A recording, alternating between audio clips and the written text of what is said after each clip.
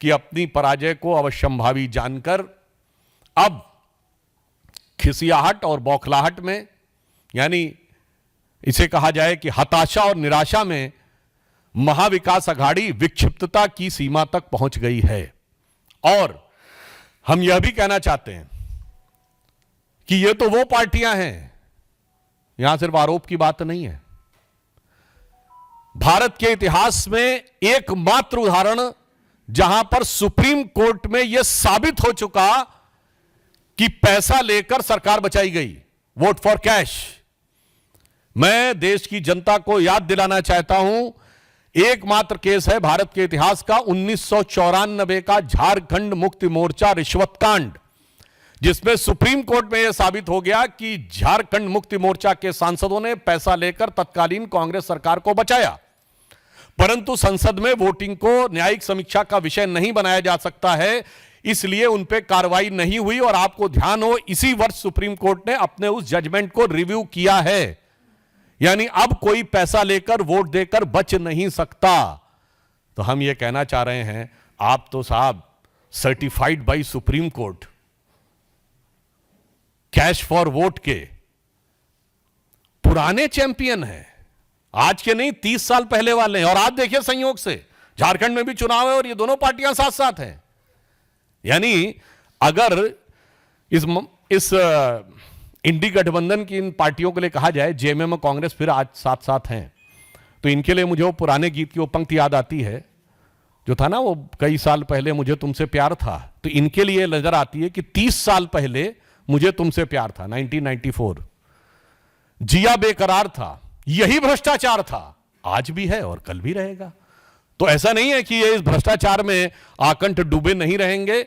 इसलिए मैं इस बात को बहुत गंभीरता से लेना चाहता हूं कि चुनावों को प्रभावित करने के लिए, भ्रमित करने के लिए इस प्रकार की जो हरकतें महाविकास अघाड़ी कर रही है, पहले तो इनमें आपस में ही प्रतिस्पर्धा थी, आपस में प्रतिद्वंद्विता थी, और अब ये महाराष्ट्र और देश की जनता को भ्रम में डालने का जो यह प्रयास कर रहे हैं, देश की और महाराष्ट्र की विवेकपूर्ण जनता इसे भली भांति समझती है। और मेरा यह विचार है कि ऐसे किसी भी प्रयास को, चाहे वो फतवे जारी कराना हो, चाहे वो पर्दे में वोटिंग कराना हो, अथवा महाराष्ट्र में ही सपा के नेता अबू आजमी ने जो धर्मगुरु मुफ्ती सलमान अजहरी साहब से मुलाकात की हो वो करना हो, या हिंसा करवाना हो या करना हो, वो जांच की बात तय होगा, या यूं मैं कहूं कि हिंसा की रहस्यमय घटनाओं का लाभार्थी बनना हो। What I can say, to become the natural beneficiary of a very conspicuous and suspicious events of violence, अथवा बगैर सीसीटीवी फुटेज के, बगैर किसी आरोप आधार के, बगैर वहां घटना स्थल पर पहुंचे हुए, बगैर उस चुनाव की मुख्य लड़ाई में हुए निरर्थक आरोप लगाना हो, ऐसा कोई भी प्रयास सफल होने वाला नहीं है। और महाराष्ट्र, झारखंड और सभी राज्यों में जहां उपचुनाव हो रहे हैं, निर्णायक और प्रभावी रूप से जनता भारतीय जनता पार्टी और एनडीए के पक्ष में जनादेश देने जा रही है। धन्यवाद। आरपी सिंह जी, उस पर बहुत स्पष्ट करना चाहता हूं, यह पुनः एक बार भ्रम फैलाने का एक प्रयास है।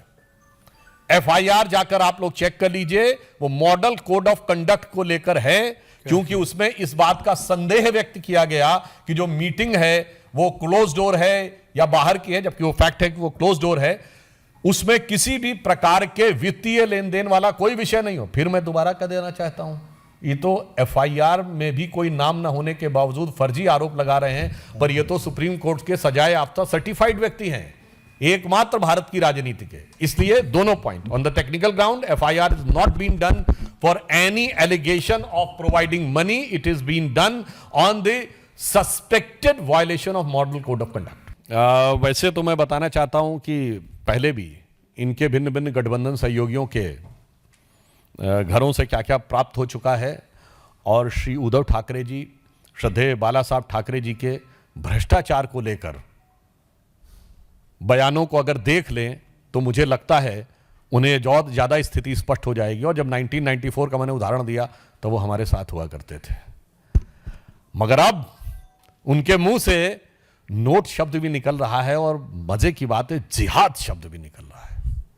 अब ये अपने आप में विचार करने का विषय है शिव सैनिकों के लिए और शिवसेना के समर्थकों के लिए कि अब आप बताइए, और जिन इलाकों में श्रद्धेय बाला साहब ठाकरे जी की आंख घूम जाया करती थी तो वो लोग अदब में आ जाया करते थे, और आज उन इलाकों में जाकर हाथ पसारा हुआ है कि भाई वोट किसी प्रकार से मिल जाए। जो पुराना गीत था, दे दाता के नाम पे तुझको अल्लाह रखे। तो मुझे लगता है बहुत सारे परिवर्तन आए हैं, और उद्धव ठाकरे जी यदि आत्मावलोकन करेंगे कभी तो मुझे लगता है उन्हें रियलाइज होगा। हर शिवसेना कार्यकर्ता को तो रियलाइज हो रहा है, अब उद्धव जी को कब रियलाइज होगा ये वक्त बताएगा। देखिए, बड़ी मजेदार बात यह है कि हवा में लट्ठ भांजना इसी को कहते हैं कि भाई मतलब जिसे कहते हैं ना, सूत ना कपास हो फिर भी लट्ठम लट्ठा। एग्जैक्टली वही राहुल गांधी जी कर रहे हैं। मैंने आपसे बताया 3 पॉइंट्स में कोई आधार नहीं, इसके बाद उनकी पार्टी वहां लड़ाई में नहीं, मगर फिर भी क्या करें, इस प्रकार का आरोप लगाने। और मैं एक और बात कहना चाहता हूं, वैसे जब वो सेफ वाला काम कर रहे थे ना तो कुछ ऐसा नहीं लग रहा था। वो फिल्मों में जो दिखाया जाता है, वो सेफ के पास जाके कोई खोलता है और वो किस प्रवृत्ति का व्यक्ति खोलता हुआ दिखाई पड़ता है, वो आप ज़्यादा बेहतर अंदाजा लगा सकते हैं, क्योंकि उसी प्रकार के आरोप भी उनके ऊपर बहुत सारे लगे हैं। और रही बात इसकी कि कौन पैसा कहां से कहां ले जाता है, तो मुझे लगता है राहुल गांधी जी या कांग्रेस पार्टी से बेहतर और कौन बता पाता है। और अगर आप कहना चाहें तो मैं ये भी बता देना चाहता हूं, उनके परिवार के ऊपर, आज मैं उसके डिटेल में नहीं जाऊंगा, एक फॉरेन मैगजीन ने नाम के साथ, अमाउंट के साथ लिखा हुआ है कि कितना पैसा था।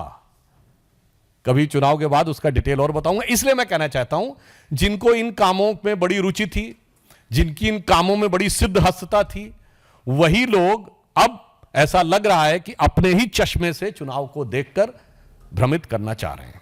बहुत मजेदार बात है, तो बोरी दिखनी चाहिए ना, पर जिसके दिमाग ही बोरा हो गया है उसके लिए क्या बताया जाए कि बोरी कहां दिखेगी। याद करिए, यह कांग्रेस पार्टी थी, जब इनकी सरकार पर 1993 में हर्षद मेहता कांड, तो कहे गए थे 1 करोड़ रुपए कैसे आ गए, जरा ये तो बताओ।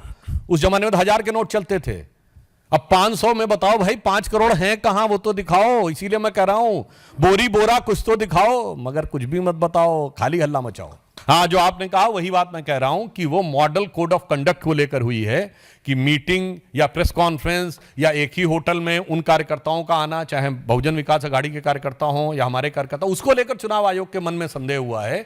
उसमें किसी भी प्रकार के नोट बांटने, पैसा बांटने जैसे का कोई उल्लेख नहीं। साजिश से ज्यादा बड़ी बात हताशा है, क्योंकि साजिश में तो फिर भी थोड़ा दिमाग लगाया जाता है। यहां मुझे लग रहा बगैर दिमाग लगाए जो आरोप लगाया जा रहा है, तो उसमें मुझे फ्रस्ट्रेशन ज्यादा नजर आ रहा है बजाय किसी प्रकार की उस चीज के। मगर एक बात मैं गंभीर रूप से कहना चाहूंगा कि पिछले 3-4 महीनों से भारत में बहुत सी ऐसी घटनाएं शुरू हो गई हैं जो अपने आप में इस बात का संदेह उत्पन्न करती हैं कि किन शक्तियों की ताकत बढ़ गई है।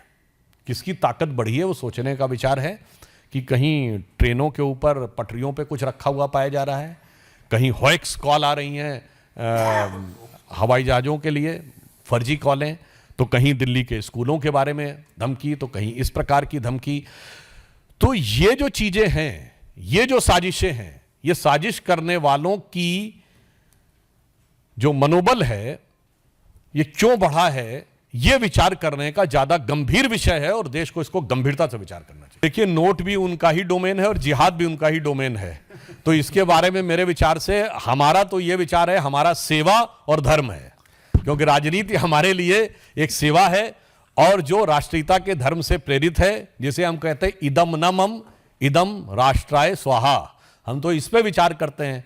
अब जिहाद के स्पेशलिस्ट वो होंगे तो ज़्यादा बेहतर बता सकते हैं, और वैसे भी उन्हीं की कैंडिडेट ने फर्रुखाबाद में इस नए क्वाइन फ्रेज को क्वाइन किया था, और ये लोग मतलब बड़े अच्छे अच्छे फ्रेजेस क्वाइन कर लेते हैं।